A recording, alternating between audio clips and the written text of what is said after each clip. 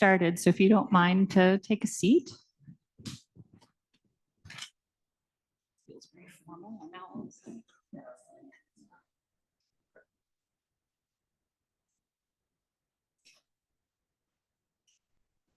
Just waiting to make sure that our online setup is ready.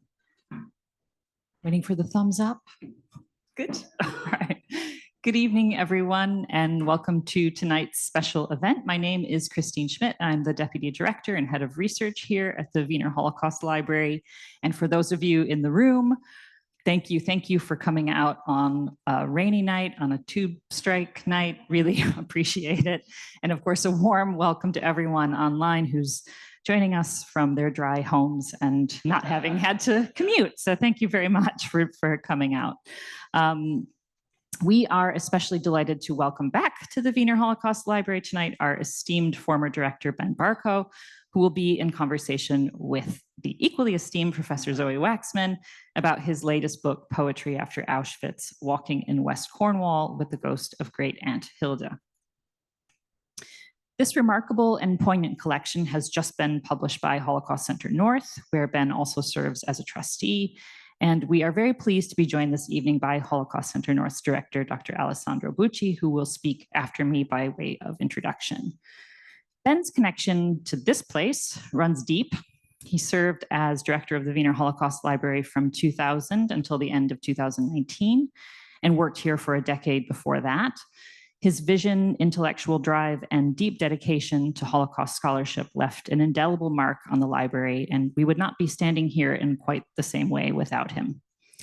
As this new book shows, space and place matter profoundly, especially when it comes to Holocaust history. Over the years, I've had many conversations with Ben about his own family story, the silences, the unanswered questions, and the weight of what remains unspoken. This book represents a courageous exploration of that past and of his own relationship to it. We are grateful to him for opening it to us and for allowing us to accompany him on this journey. I will leave it to Alessandro to say a bit more about the book itself, but let me just add what an honor it is to welcome Ben back to the library for this occasion. As he writes in one of my favorite pieces in the collection, we are all together for an instant, all of us. The time is neither long nor short. And on that note, I have to now turn to the less prosaic and talk about housekeeping. So if in the unlikely event, for those of you, of course, who are in the room with us, if you hear the fire alarm sound, most likely that's not going to happen. But if you do, and if you've never been with us before, we have only one entry and one exit into the building. So you just gather across the street as quickly as you can. But hopefully that won't happen. And for those of you online, we will be able to take questions and answers and facilitate answers after the conversation between Ben and Zoe. You'll remain on mute throughout the program, but just post your questions in the chat and anytime, and we will try to get to as many as we can. And if there's any technical difficulties, just send a note in the questions to my colleague Elise, and we'll try to sort that out. So it is now my great pleasure to hand over to Alessandro, Director of Holocaust Centre North, who will introduce Ben and Zoe.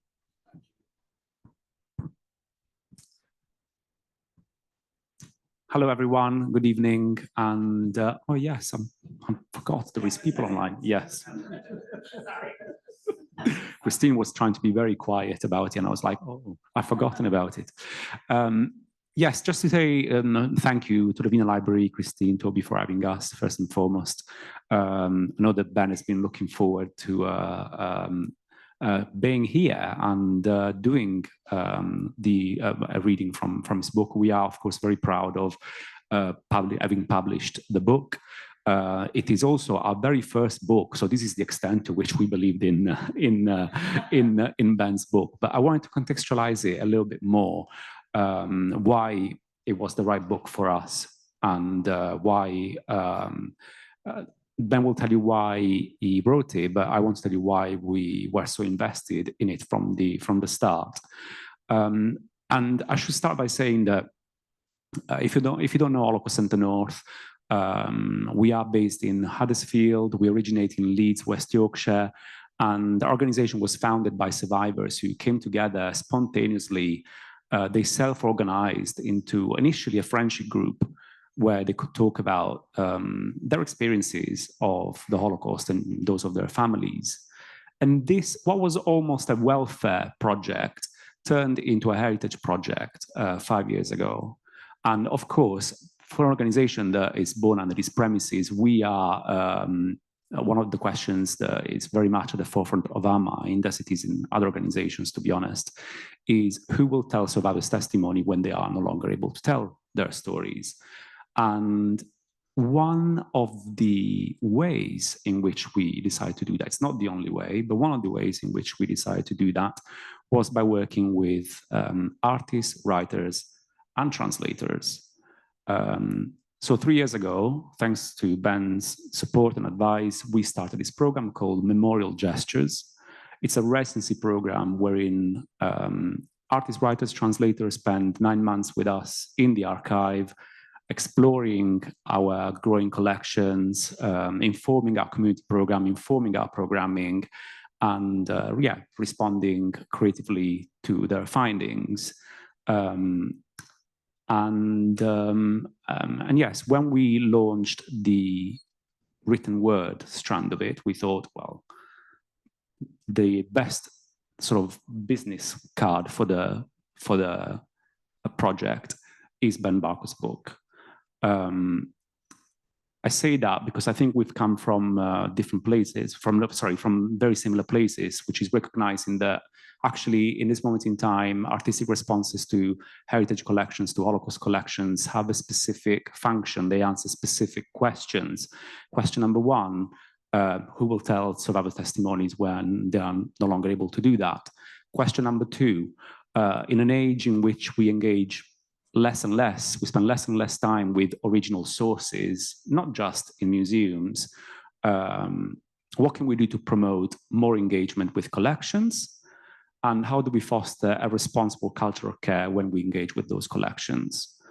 And third, what are the limitations of language when we speak about trauma, memory, intergenerational trauma, intergenerational memory? And we think quite a lot, even when we use language itself to speak about those limits. So yes, this is the context in which the project was born. We are very proud of Ben's book. Here with us, we also have our first writer in residence, our first translator in residence, Tom Hastings and Ray Conker. And yes, I'll be very keen to hear your thoughts about the book and the project. Thank you. I'll now pass it to, yes, there you go. Well,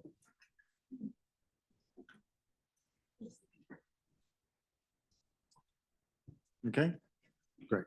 So, well, thank you both for what you said. That's very touching and very mostly untrue.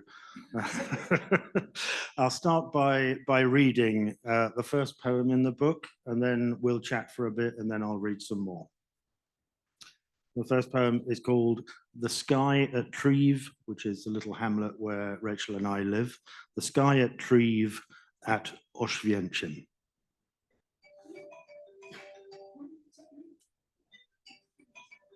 Honestly, wives. Who'd have them? Perfect timing. Yeah. Shall we start again? The Sky at Treve at Auschwitz. A gentle, delicate sky, day fading fast as lifetimes over fields and down the valley to the sea. Cherub blues and pinks, a godly afterglow of sunset over water off Penzance. Across the luminescent bay, birds fly, darkened silhouettes like radar blips, and warning, dark is coming, frost. My eye, the surface of the sky, our sight reciprocal, our visions incompatible, and your neglect, forgetfulness, fleeting indifferent flightiness, beyond forgivable. You dazzle me, but tortured them. You cry like rain, and in a heartbeat, beam like sunshine, blow me kisses in the wind, and storm away in rage to other countries, other times. I share the sky with them, but you abandon all of us. Under the bird's eye sky, a snaking train, a snaking line of people in torrential rain. A shuffling, bifurcated line, the men, the women, and the elderly and young, all shuffling forward slowly, rushed and terrorized. Those walking sticks, snatched from the arriving, used as weapons of control and hooked round necks and legs and beating down on anyone reluctant and too slow. The uniforms worn in pride and arrogance, the fist in someone's face broken with violence, so intimate and personal, stares at the man in uniform, a grimace like a crooked smile, bewilderment and shock, and flowering, flowing, bloody pain. The children screaming, and the old, the lame, and all the other kinds of useless, shunted to one side to wait for transport lorries straight into the flames. If they look up, what do they see? The billowing smoke carrying a scent of hell, the searchlights and the headlights and the lights of trains arriving, emptying, and pulling out again, again. The setting sun of home, a memory already permanently lost. Tonight, the moon in ice and stars fill up the sky.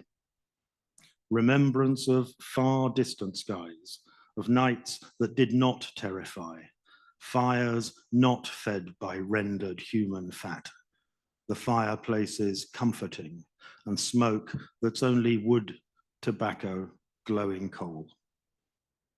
All over Europe, trains set off, converge like scuttling cockroaches on Auschwitz. The gentle, delicate sky that saw such violence below, receive them as they rise to you. Preserve their flecks, their fragments. Don't betray them now that they are gone, now that they are dead and ash and scattered over every continent. There is no cure for death, and certainly not death like this, the death of Jews like this. There are no words, and yet there must be words. We search for lessons, eloquence, redemption, finding nothing but their opposites. Day after day and lifetime after life, the mirror is blank and stays that way despite our strained intensity of hope. Today, our hopes are all betrayed. Never again looks now an error of typography which should have read again, again. In the fog, thick, dark, and coming near, I hear the shouting and the bombs, the rattling roar of tanks and armored cars, the shriek of planes, the snap of pistol fire, trains, and all the universal sounds of violence resumed and taken up where they left off in 1945.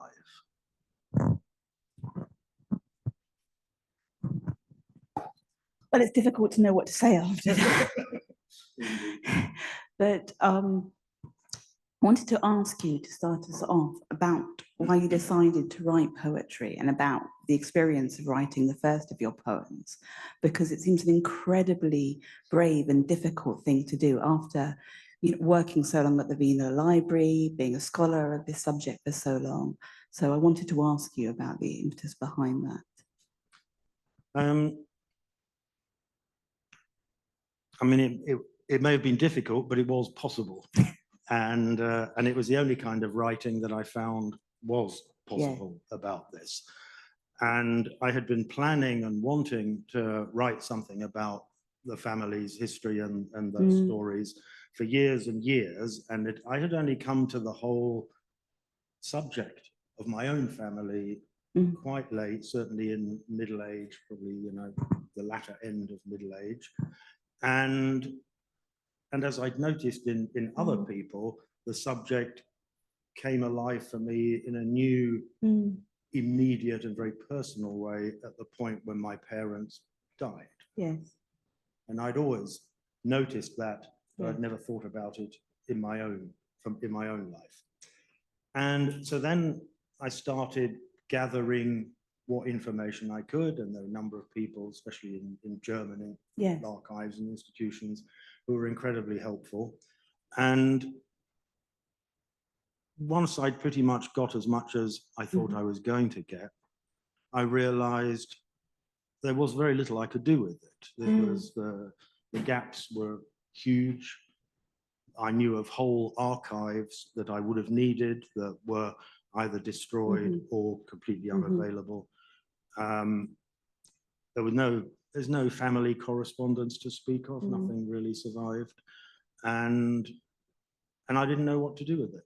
And so I didn't do anything for really quite a long time, and had abandoned the idea.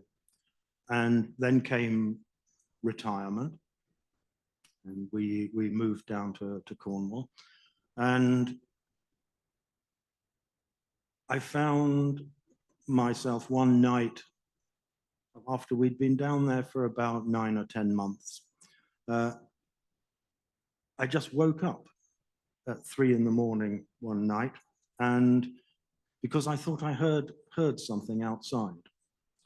And as soon as I was awake, I had words running through my head.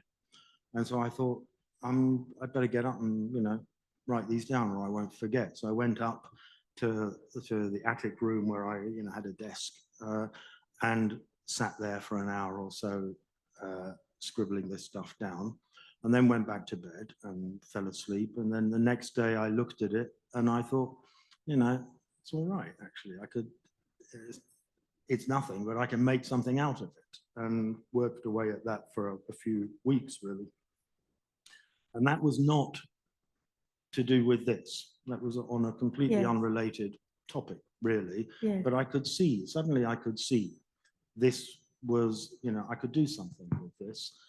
And from then on, that's, you know, it came to me. And I think it started in November, and by the end of December, I'd written 6 of them. Gosh, So it was really an extraordinary experience. And then from then on, it was much more like 1 or 2 per month. And the rest took about 3 years, with writing what's in the book. I wrote quite a bit of stuff that's not in the book, of course. And I didn't know what to do with any of this stuff. And I was trying to remember what it was that made me start talking to you about it. But that was where, and I started sending them through to you, and we would talk about them. And that's when, bit by bit, I started to think about it as a totality. And then it was through talking with Alessandro that we came up with the idea that it could make a book and might find a home with Holocaust Centre North. And indeed should make a book. I'm very pleased it did make a book. I wanted to pick up on something you said, which is a recurring conversation I'm having with people at the moment. For many people, it's only when they reach middle age that they suddenly realize that they haven't asked their parents about the questions that they wanted to. And it's by that stage almost too late, or is too late. So there's these huge gaps in family history, and we're also used to thinking that we can, you know, rush off to the PRO or do our family history and find all these answers. And of course, that's not true. No. There are huge amounts of, parts of history that we'll never know. The idea that we know, huge amounts about the Holocaust is just not true. A little about a lot in other areas. So I think this is it's a really interesting way for people to think about this who've been sort of struggling with the idea of writing family history. And it's the idea of exploring different art forms and, which free you away from the constraints of memory.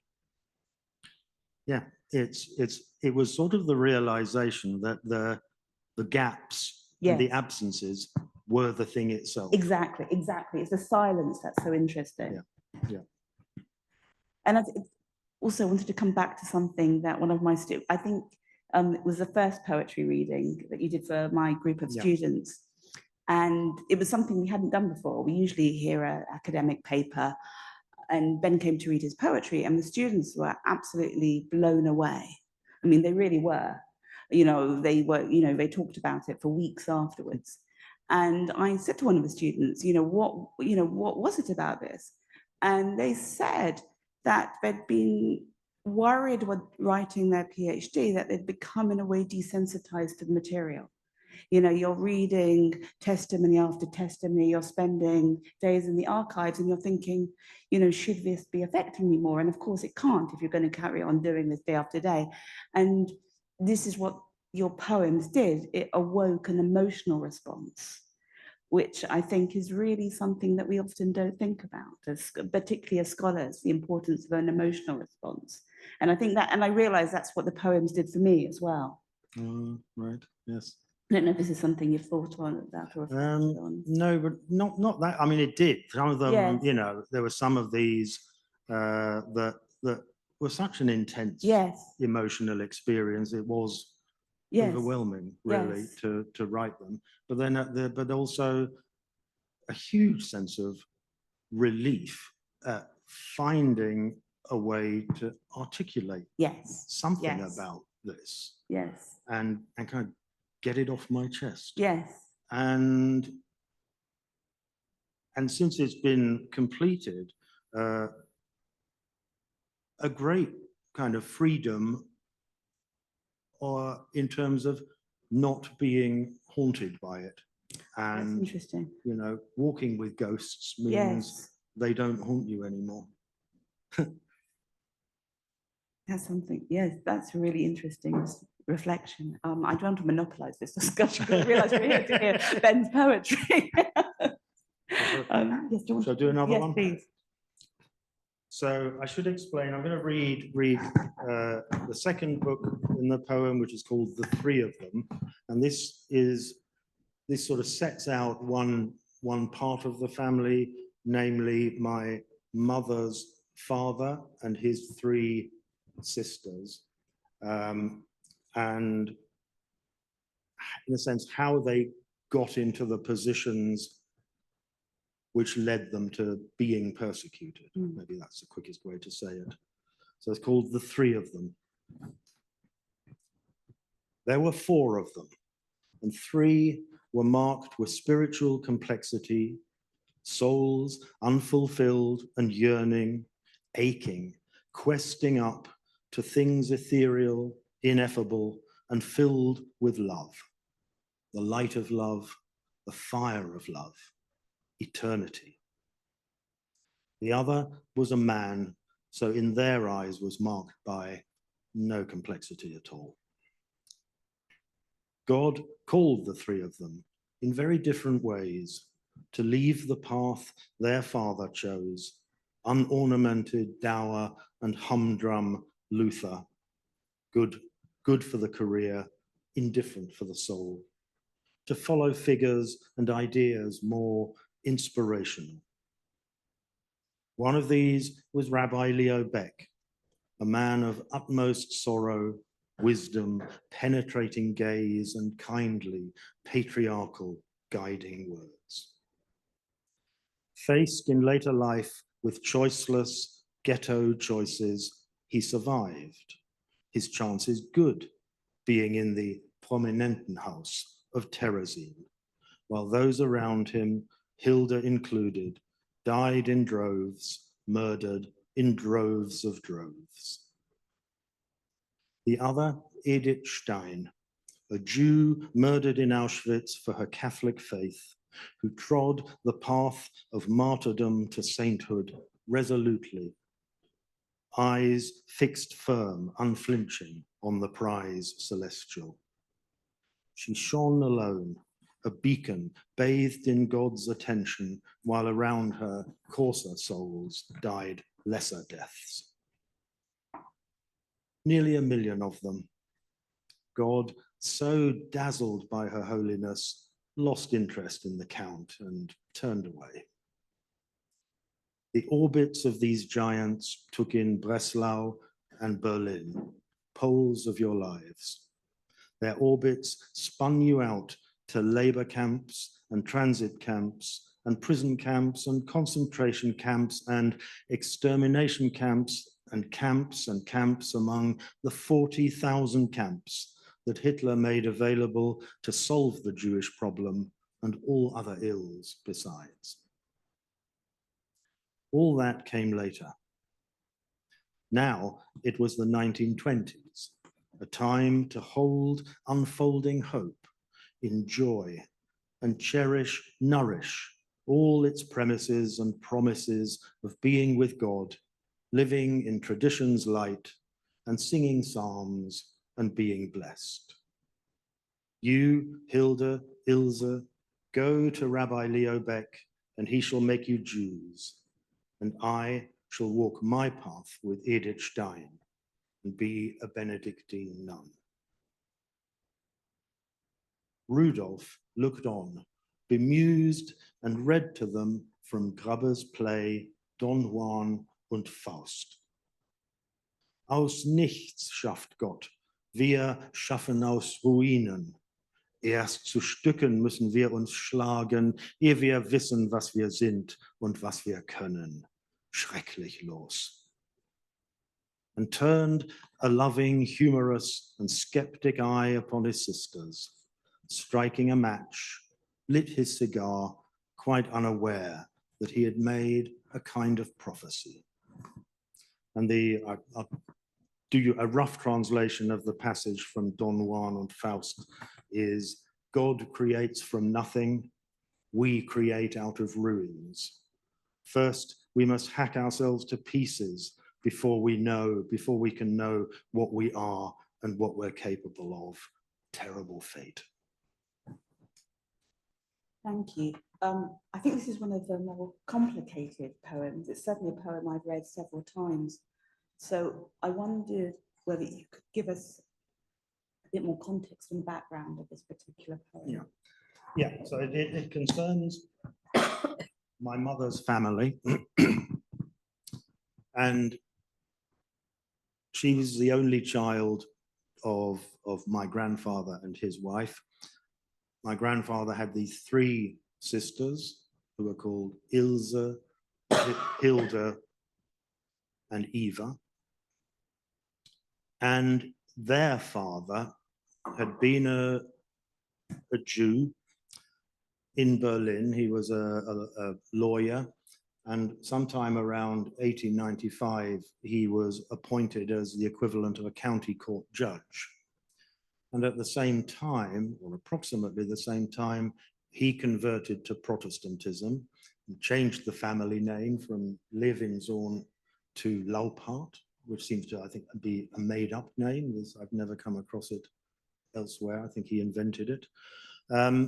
And as far as I can make out from the bits and pieces I've been able to find, he didn't do it really out of any great religious conviction, but he just thought that he wouldn't then have to deal with a complicated identity, and he would have more time for leisure activities and his hobbies and peace and quiet.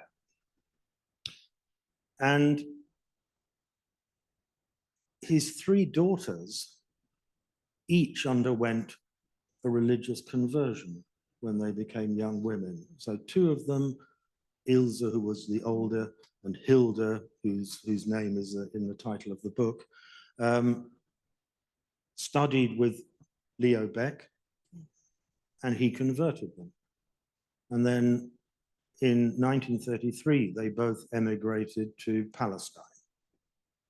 And Ilse remained there for the rest of her life. She had no children. But Hilde, for reasons that are not entirely clear, returned to Germany in 1937 and lived in Berlin. She was a school teacher, married a Jewish businessman, and they were arrested in, sorry, they were not arrested. They were told they would be deported late in 1942 and ran away and hid with friends and family and moved around a lot. And they were sort of on the run like that until April 43, when the Gestapo arrested them and in fact arrested a large number of people, all linked together in ways and kind of centered on actually the Caritas, Catholic Caritas organization in Freiburg, where the youngest of these women had become a Benedictine nun. So there was a whole network there of helping Jewish people who were in hiding, and then they were all rolled up in one great sweep in 43. And Hilda's husband committed suicide when they were arrested. She had the means to commit suicide but didn't, and was then taken to imprisoned for a while and then sent to Terezin, where she was for about 15 months. And then in October 44, so at the very end of the deportations to Auschwitz from Terezin, she was sent there and then murdered. And the nun was imprisoned in Ravensbrück, was a slave laborer for the Siemens electrical company, and survived it, and eventually found her way back to her convent and remained there for the rest of her life. That's an extraordinary story. Have you thought about writing it in addition to that? No. Yes, the poet, yes. I mean, there are pieces I think should be written, but it would be in this form. Yes, this is, but I'd like to write about Ernst Levinsohn, yes, yes. because he was a fascinating character. What a strange decision to have taken. Absolutely. I mean, this is very much reading the poems all together shows the sort of detective work of history as well, and piecing together fragmented lives. You read one poem and you get a glimpse of a particular life and you want to know more. So it comes back again to the silences, which I think is so important. And the idea of reminding us that the impossibility of knowledge, the impossibility of knowing everything that happens. And in some of the poems, you can notice, if I go back to the same thing or the same moment, it's inconsistent with the other references to it. Yes. Because I don't know. No, absolutely. And I think that's something that maybe we don't say enough. We just don't know or can't know. No. I think there's a great, massive impetus to make it very coherent and sort of as part of making it bearable. Absolutely. Whereas I think, Tim Cole once said, about bringing the things that don't make sense back into the narrative, rather than, consigning them to footnotes. No, absolutely. So this leads, I think, we have to talk about Adorno's dictum, about poetry, writing poetry after Auschwitz being barbaric. And I wanted to hear your reflections. It's the most misunderstood. I think it is very misunderstood, but it's very irritating as well. It's extremely irritating. Well, I think I'm no expert on Adorno, but I think he was a great aphorist, and he knew what he was saying at any given point. He used words with extreme precision. And so, and I meant to look this up. What does the original German say? Anyone? Anyone know? Prize for anyone who... No. Isn't that interesting that we don't? We don't. Yeah. Yes. But he talks about writing a poem. He doesn't say, Yes. he doesn't say, sorry, Alessandro? Yes. After Auschwitz would be barbaric. Yes. What did he mean by barbaric? My understanding was that it was something that stood in opposition to civilization. Mm-hmm. And civilization was that civilization that gave origin to systematic persecution. Mm-hmm. But he was specific about writing a poem. Writing a poem after Auschwitz would be barbaric. And he didn't say writing a novel or making a film or sculpting something, and Toby's looking it up. He said writing a poem, Yes. which was inconvenient of him. And I read somewhere that his argument really was to write a poem after Auschwitz in the way that they had been written before Auschwitz. Absolutely. Would be barbaric.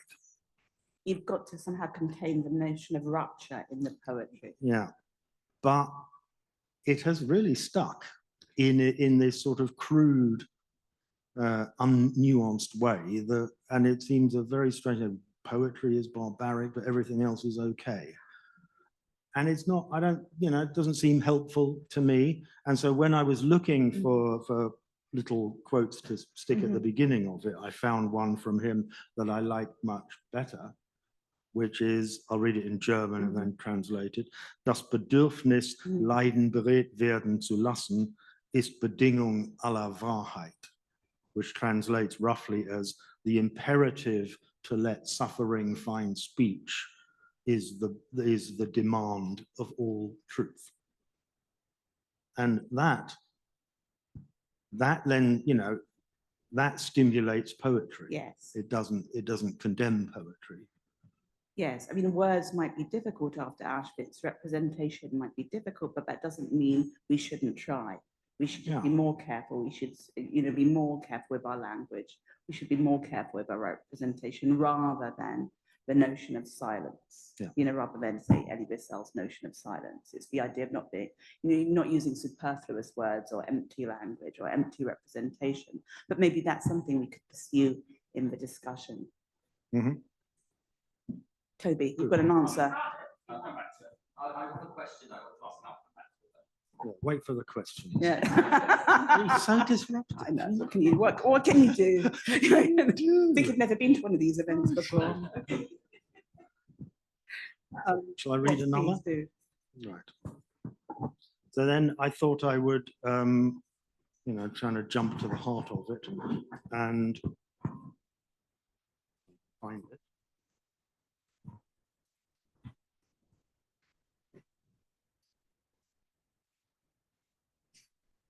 There you go. It's called Photography in Auschwitz. And I should say, when Professor Robert Eagleston kindly wrote a nice, thoughtful piece about these poems, he wrote about this, but he completely misunderstood one thing. So in two places in the poem, I address somebody as you, and that is my great-aunt Hilde, who was murdered in Auschwitz. And Bob, for some reason, felt that I was addressing a Nazi guard at that point, which makes no sense whatsoever. So anyway, it's called Photography in Auschwitz, and I dedicated it to Christoph Kreutzmüller, who is one of 3 writers who have produced a book that sadly is not available in English yet, analyzing and explaining the photographs in the Lily Jakob album or the Auschwitz album, which is one of the main sources of photography about what happened there that we have. In aerial photography, or Jerry Judah's model, it looks neat and tidy, trim, efficient, clean. In one corner, a little plume of smoke. This is the view of history, of Hitler, hindsight, God. But here are further photographs. A glade and trees and water in an otherwise industrial or urban scene. Late spring, early summer, the leaves are brilliant, greens and yellows. You might think it beautiful. For people tired and distressed, here is a moment's rest before their onward journey yet to come. But look more closely. It's like looking through a keyhole to another universe. You see a man, an elderly Orthodox man, stand against a tree to urinate in front of everyone. Unthinkable and full of shame and hoping hopelessly that no one sees. You saw though, didn't you? And took the sight with you into your rendezvous with choking on the gas to death. These scenes, apparently calm and silent and composed, here was an eye for composition. Show you things you really should not see. We see the uttermost extremity of brutal rage driven to inventing murder in a form completely novel to express its depthless, heightless hate entirely immeasurable, its power to grow more hate that has no end, not ever afterwards.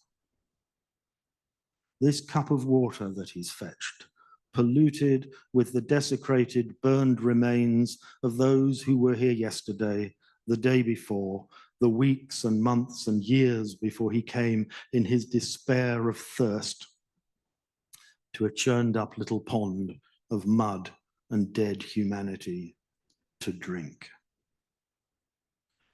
Their immediate, unmitigated terror of violence and death, the piss and shit and puke of worn out, tortured people being smashed and beaten, terrorized to death before they die when the imperious gloved hand signals the sign. The screams, the crying and the stench, frozen forever just below the surface of this visceral and ruthless picturing, evident for almost none to see, misdirected always by the cunning lens of wanting not to know. You knew it all though, didn't you?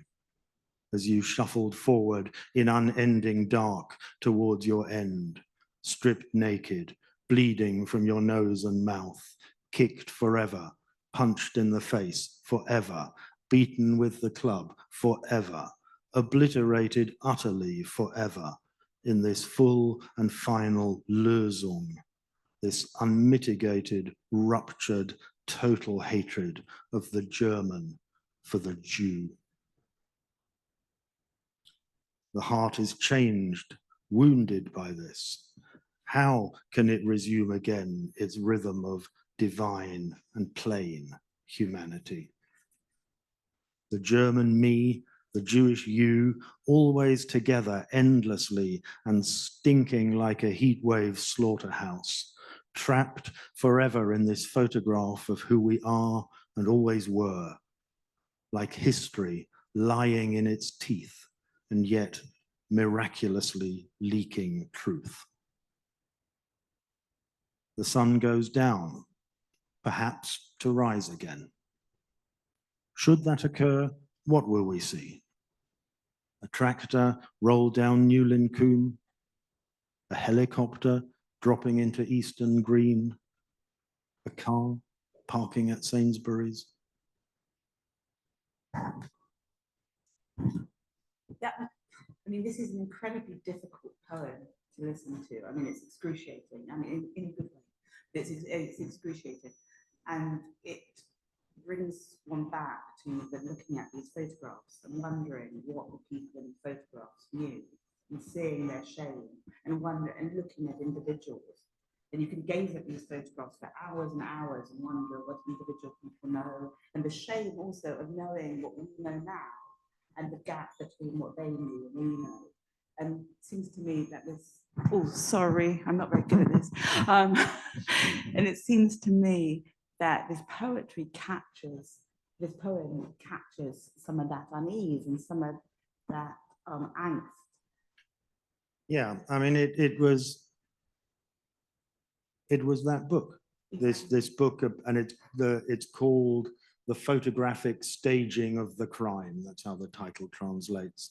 And I spent several months engaged with this book in a very, very intense way, because I translated it from German into English. And it's hard, it's difficult to understand, and it's actually difficult to comprehend what was going on in these photographs and the way, particularly one of the photographers played with people. Yes. So standing them in front of one of the gas chambers, which was out of commission, but knowing that behind them was the one that they were going to go into. So that he knew, and his colleagues who would look at these photographs would knew exactly what was going on, but these people did not. Yes. And that gave them, I suppose, a great sense of power and pleasure in the cruelty.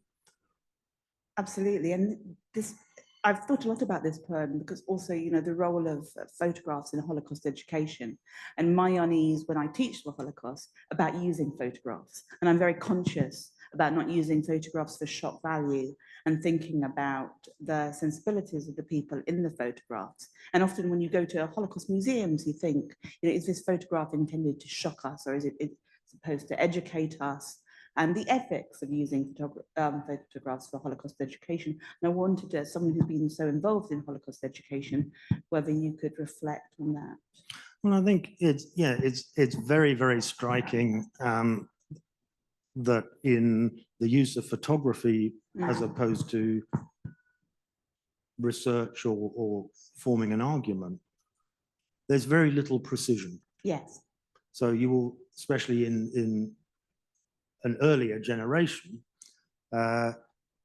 they used photography with gay abandon and would show you pictures of one camp and tell you that it was pictures of another, and this sort of thing. Or even, or you know, if it comes to Kristallnacht, they'll be showing you the wrong photograph. Yes, exactly. And nobody has picked that up. No, exactly. You know, in the way that it's scandalous that photography is used that way, or that it's used for, as you say, for these sort of shock or thrill value, which is akin to pornography of a kind. Absolutely. The use of photography has frequently, not always, but frequently been grossly irresponsible. Yes. And it's very slow to change. And one of, we, at one point, Holocaust Centre was hoping that this translation would get published. It's a real struggle to find anybody to take this translation.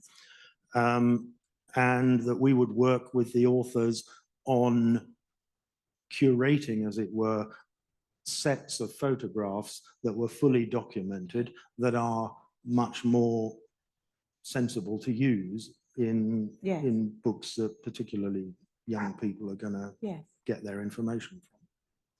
And it seems to me, to go back to Alessandro's comments at the beginning, this is going to become an increasingly urgent question. You know, now, you know, when we have so few survivors still alive and people want to have some emotional response to these events, and increasingly it's the use of artifacts or family photographs. So I think these questions are going to become, you know, more urgent, and especially as we live at a time, you know, when we're saturated by atrocity photographs. Yeah. Well, yeah, I mean, the debate about how to do Holocaust education and commemoration once the survivors have gone has been going on for years and years and years. And there have been a number of responses to it. So from the National Holocaust Centre or Museum and their Forever project, which I think is not a massive success in terms of the responses it gets from young people, to other kinds of surrogate, robot survivors or whatever, which I think are all kind of grotesque and doomed to failure anyway, because the technology, somehow was at its most interesting before it was even perfected, and now it's very old hat and dull, and we're on to other things. And what fascinated me about Holocaust Centre North was that once Alessandro was in post as director, he was pushing this use of artistic responses as a way to, I think, reignite some emotional connection. And I was rather skeptical about it at first, because in my time working here, whenever anybody showed me artworks inspired by the Holocaust, they were, of an awfulness that it's hard to imagine. And we can go into more detail later. To have an exhibition on that. We should have an exhibition of some of those. But the way the institution has gone about it, and the sort of high level of artistic integrity and inspiration behind it, has really persuaded me completely that this is one of the best ways that you can make the subject alive. Absolutely, and that returns to the start of a discussion about, the poems, containing both the silences and not trying to fill these silences or gaps, and also the emotionality, and to make art and to try to, however hard it might be, to struggle against Adorno's dictum by saying, we must try to find meaning, because unless we're trying to find meaning, then what's the point?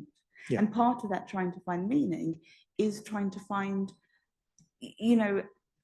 take seriously the emotional response to these silences and to these things that we can't know and we'll never know, and also to the things we do know.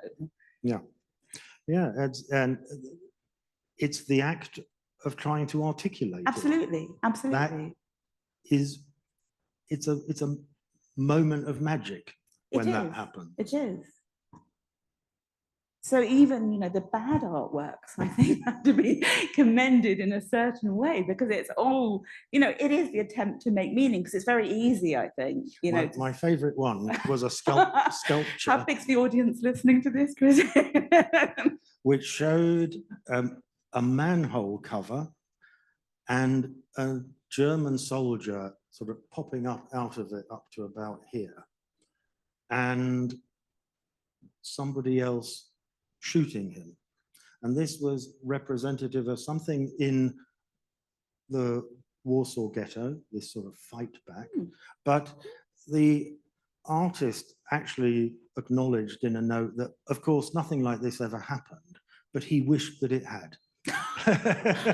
I don't know what to say to that. I think possibly silence is the best response. But that is quite extraordinary. How are we doing for time? Are we monopolizing the 5 minutes? Well, so I'll read the last one, which is not from the book. Oh, if you can, is that okay? So I wrote this about a year after finishing the poems that went into the book, i.e., it was November of last year, after Rachel and I had had a little short holiday in Vienna, where we'd had our honeymoon years ago, and we like going there, especially for the art. And we saw something, and I wrote about it. And this took place on the 1st of November, which was All Saints day over there. So the poem is called Allerheiligen Wien 2024, and it's dedicated to Rachel, who saw it all. The sky was clear as clarity itself and filled with summer sun, even though this was the first day of November. The queue outside Central went on forever. Landmann had no queue at all, nor did Die Glas im Schottenstift. I ate eggs Hemingway and drank cappuccino from those lovely Julius Meinl cups. Snakes of tour groups clogged the pavements. You could hardly move for selfie sticks. It was like Great Burnham Wood en route for Dunsinane.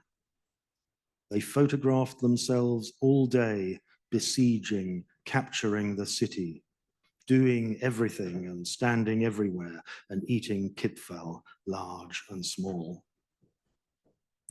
But something here was very wrong, and no one seemed to see or know. Squatting on the Hofburg gates, 4 angry eagles stared and glared, surely left over from the Nazi days, waiting for history to come around again. Since 1945, no one saw the need to knock them down or cover them or put a sign up to explain what they were doing here. The city was a Bruegel landscape with the fall of Icarus. What should be at the center pushed off to the margins, that tiny splash signaling catastrophe. In a street where tourists seldom go unless they're lost, a small tobacco shop, its window daubed in white paint, Judenstern.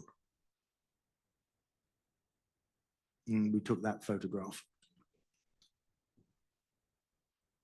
How soon on the photograph did you write the poem? It was sort of maybe a couple of weeks later after we were back. I mean, we took the photographs, you know, we took the photographs it was on the Friday, wasn't it? Friday, and everything was closed because it was a bank holiday. So it kind of opened up later in the day, but we took the photograph, and then the next day, the Saturday, we walked past there again, and no, he was opening up on the Saturday. And we spoke to the guy in the shop who hadn't realized that this thing had been painted on his window, and because it was round, yeah. And he didn't really know what to do. It wasn't his shop, it was his father-in-law's shop or something like that. And we said, well, you should call the police, and we left. We took the photographs. And then later in the day, we went to the Jewish Museum and tried to talk to them and show them the photo, showed somebody the photograph. They were completely and utterly uninterested in it, and said, yes, well, this happens all the time, and, you know, we don't, blah, blah, blah, and thank you and goodbye. And so we went away, and then the next day, or yeah, it must have been, well, anyway, sometime after that, we went and looked at the museum of the city of Vienna, which we'd never seen before. And they had a very good and interesting section about the Nazi era. And generally they were very good because a lot of the captions were about how you know, what was on display and what was not on display, and how you should ask questions of it and that sort of thing. So I did the same thing again. I went just to the reception desk and said, showed the photographs and said, you know, and she gave me contact details for somebody, and then we left. I think the next day we went home. So then I emailed that contact, and they were very interested. Yeah. So I, you know, gave them the photographs, and they made me sign over the copyright and everything, and then. You know, I sort of thought that was done and dusted, but after that, I suddenly felt I'm not done with this, you know. And it was a need to articulate something about it. So. Thank you. I mean, I really do say again, these are an extraordinary set of poems. So looking forward to volume 2 already. I'm quite interested to hear other people's responses and feelings. Yeah, here we go. Even yours. Even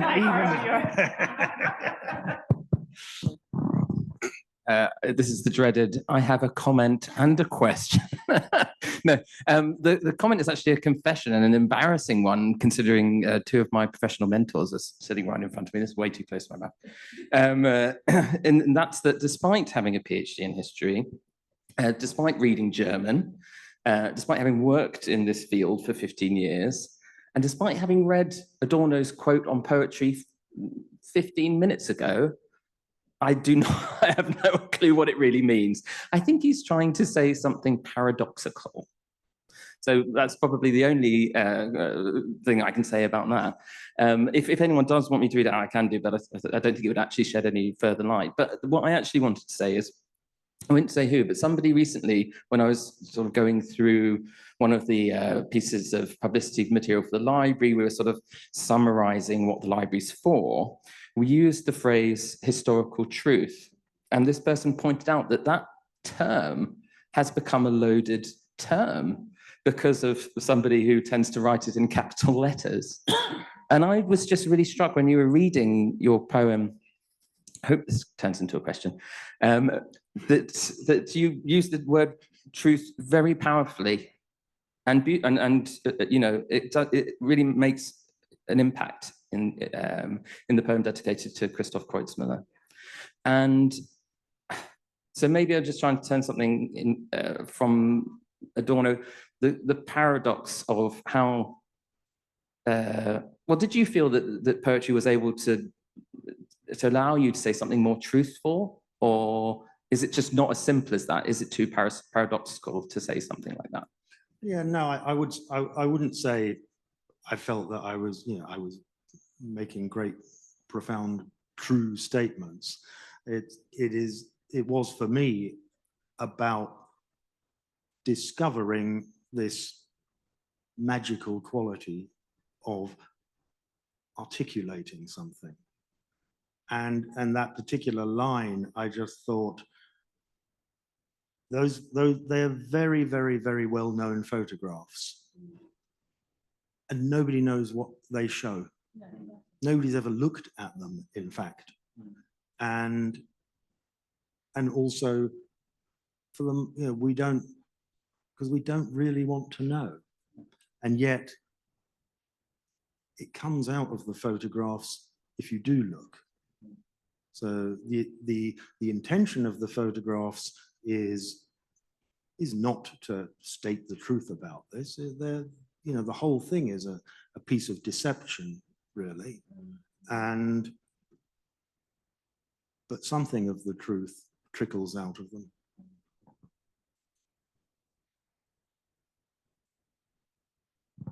Any other questions? Just reminding people online, you can post questions or comments in the Q&A.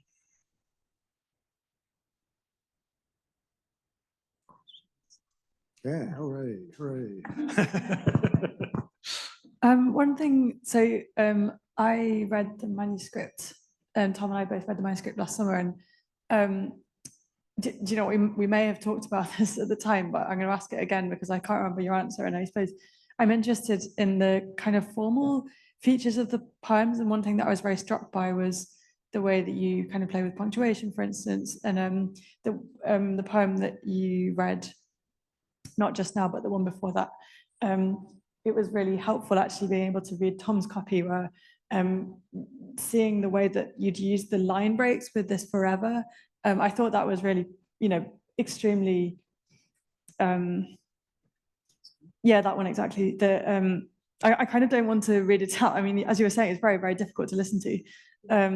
I just wondered if you could talk perhaps a bit about, yeah, how you approached form and how you approached thinking about these as kind of shaped objects as you were writing them. Yeah. I do, as I was writing it, and yeah, I like looking at the shape of it, and I want it to have a certain kind of shape, but the editor, whose name I can't think of right now, Alessandro. Yeah, Andrew Key, who edited it, was, you know, he had a certain brutality about him, and which was very, very helpful. And he said, these line breaks are just awful because they are plod, plod, plod, line break, plod, plod, plod. You know, break it up and get rid of all this punctuation. And so I sort of started doing that. And then suddenly I saw the you know, the use of it and the good of it. And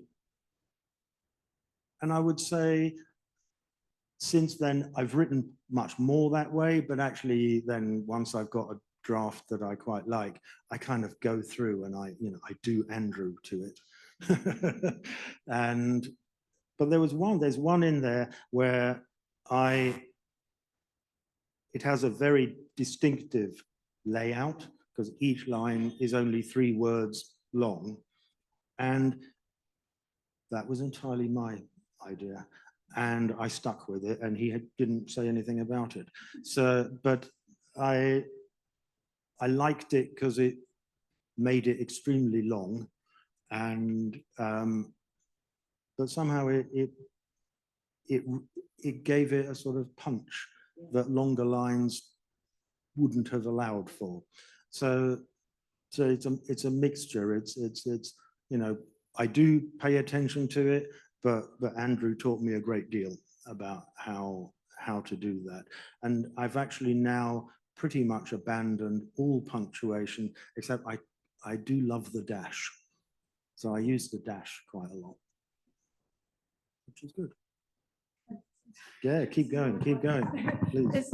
I suppose maybe I should have added this, but just, I mean, I think, I wonder what your students made of this as well. I mean, because one of the things that I think punctuation can do is give the sense of kind of neatness and closure and so on, which is exactly what, you know, we've been talking about wanting to sort of avoid. And I think that, and the dash obviously is this kind of exactly the opposite of that, right? I mean, it is the punctuation mark of kind of openness and accepting this kind of lack of resolution. So that makes a lot of sense that you would be kind of still using the dash. Anyway.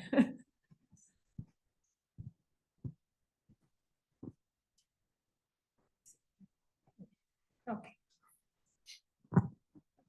I've just opened the book at random. Page 45 is very subtly haunted by the iambic pentameter. You're doing that deliberately? Hang on. Oh, God. There's no side to that question, no Which angle. one is it? No, that's entirely. Okay. But thank you. Random. Okay. Quite like it. We have a question online. Of course, it's deliberate. Of course. We have a question from Michael who says, why do you say that all of the Holocaust can never be known? If I understood that right, do you mean wholly understood or comprehended? Well, I think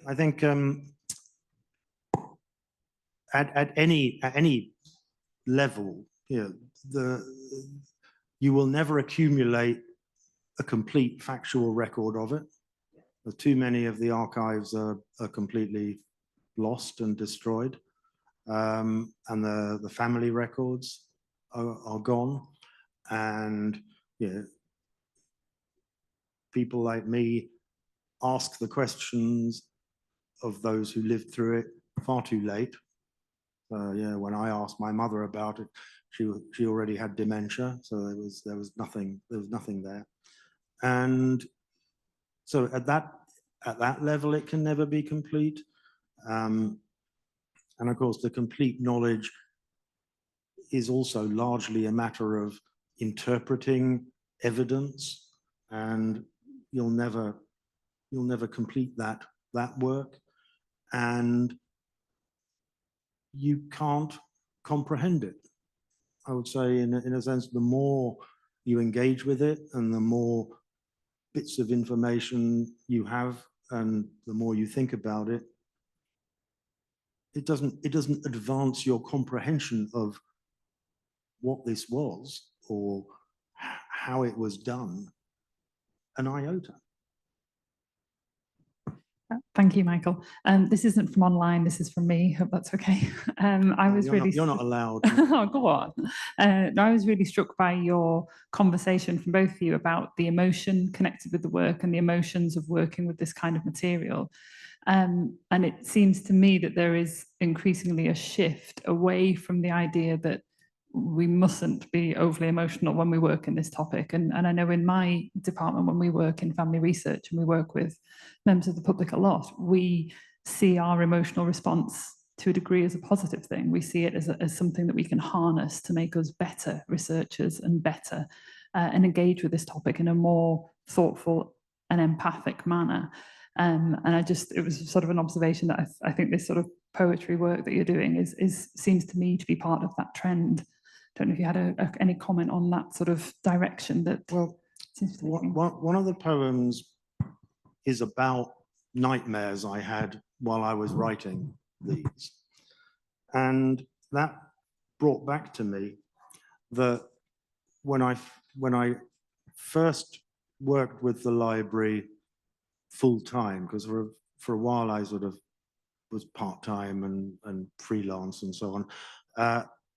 The first job I had was in the photo archive. And I found that incredibly difficult.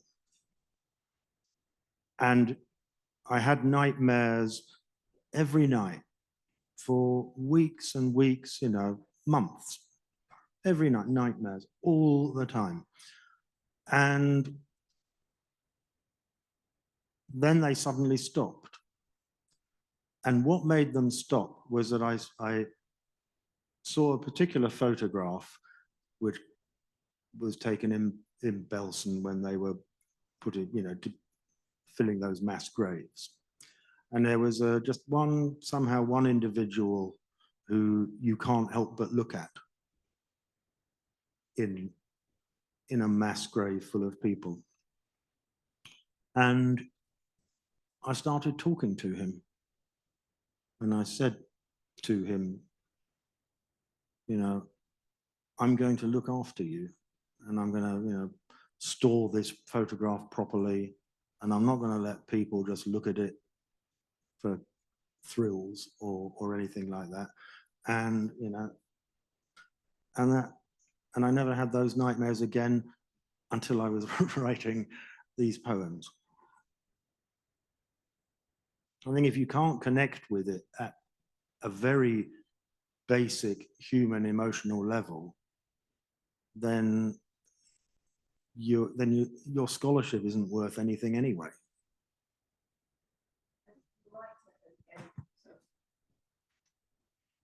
You're right, Elisa, because I remember when I wrote my PhD, many years ago, we didn't talk about emotions.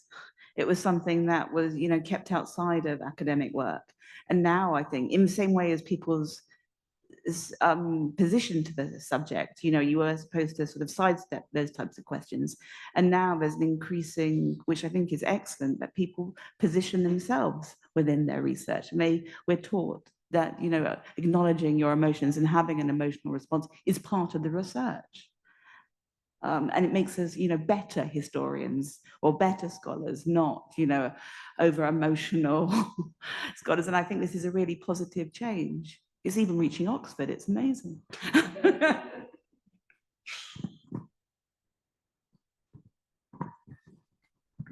Any other questions? And, yeah, of course. And then you could probably. Well, yeah. So how did you decide then to close the volume or to stop? How did you decide to kind of finish the project and to move to publish, to make it a book? I guess in a way that the talking with Alessandro and exploring the possibility of there being a book, and then that moving forward, that brought it to a close. And the number of poems that I'd written during those 3 years that were part of this, but they didn't get in the book.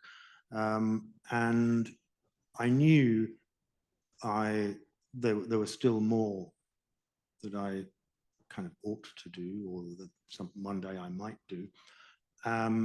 But actually, since the book has been done, I found it a real block.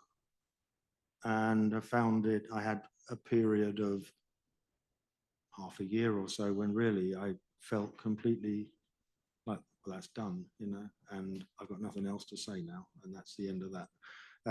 And it has taken a while to start writing again, but not much of it is about my family, actually. It's mostly about the ghastly world we live in today. Do we have time for, oh yes, please. Sorry. You haven't talked much about the influence that Cornwall had on your writing of the poems, and I was wondering if you could explain that a bit more to people. Yeah. I mean, it was the case that there was no writing until I'd been down there for almost a year, and that walking was a big part of it. So even that first poem that that started this, I had no ending for it. It had been hanging around for weeks and weeks, and I could not find a way to end it.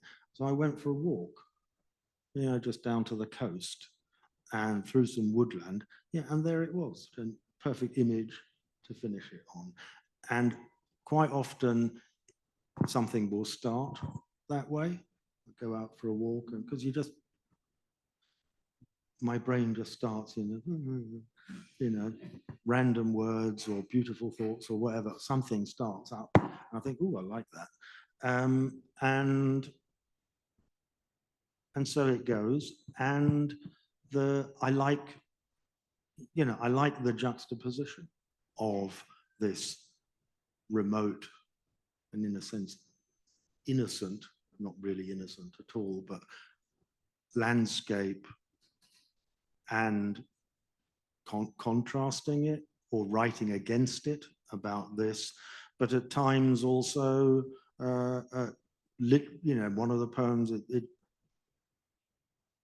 it pictures a scene from the Holocaust happening in a Cornish village that I'm driving through, and then some of the landscapes and infrastructure left over from mining, and what the mining was like and what that did to people is also there in quite a lot of it. So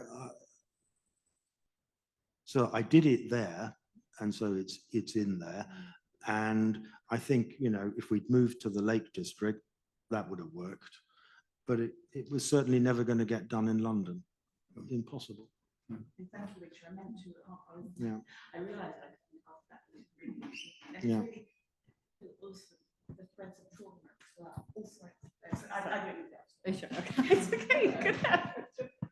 Yeah, but in a very real way, I needed that space, and the air, the fact Cornwall has twice as much air as London does, and you need that to let this through, to let it come through. And even then, it took a year nearly of walking around there before anything could happen. Well, don't feel obliged, but I just wonder, because it's juxtaposed with that photograph, might you be willing to, I'm supposed to be closing apparently, but might you be willing to close the event with reading the last poem, Ben? Yeah, of course, I can do that, yeah. But,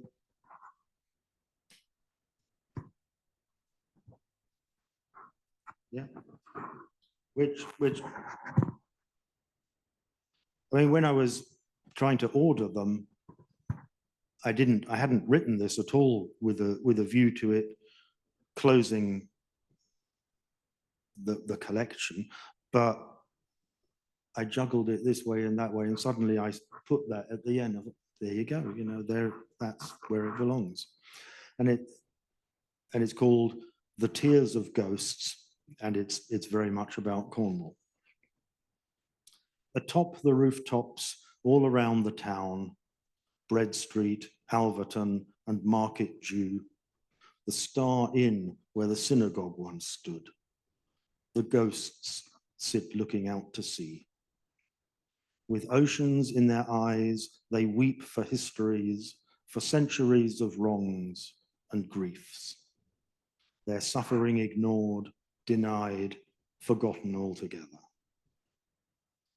The bells tolled triplets, echo silently in every street, and no one hears.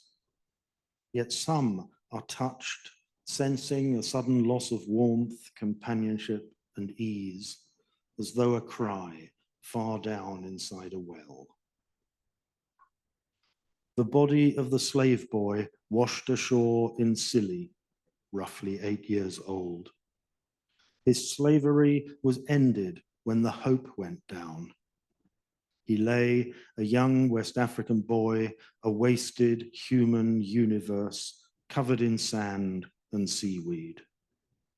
Far from home, among these small, warm, fortunate isles, amid a wider cold, shipwrecks of all ages foundered all around. And every ghost is quite alone and separated from the others' careless disregard. There is no community of ghosts. They cannot share their pain and longing with each other, but appeal all helpless, hopeless, blocked to us. The triplets sound on the piano while a violin, a cello, and viola sing in turn their morning melodies above the tolling underneath the empty skies. The ghosts will sit unendingly, listening but never hearing what is needful to relieve their suffering. The music that surrounds them leaves them more bereft. They watch our lives at play in space that they've vacated, careless day by day by day. The last drop of the days of rain before the drought. It falls from heaven and rolls down a window as a tear rolls down a face. It is not felt and nourishes no soil. In every mirror is a mirror. In every room, an empty room. In every brimming soul, the brimming, endless need that suffering finds speech, our awful destiny, articulation. And the title of that comes from a review of a recording of Arvo Pärt's Spiegel im Spiegel, which is one of my favorite pieces of music. I think it just remains for us all to thank you, Ben.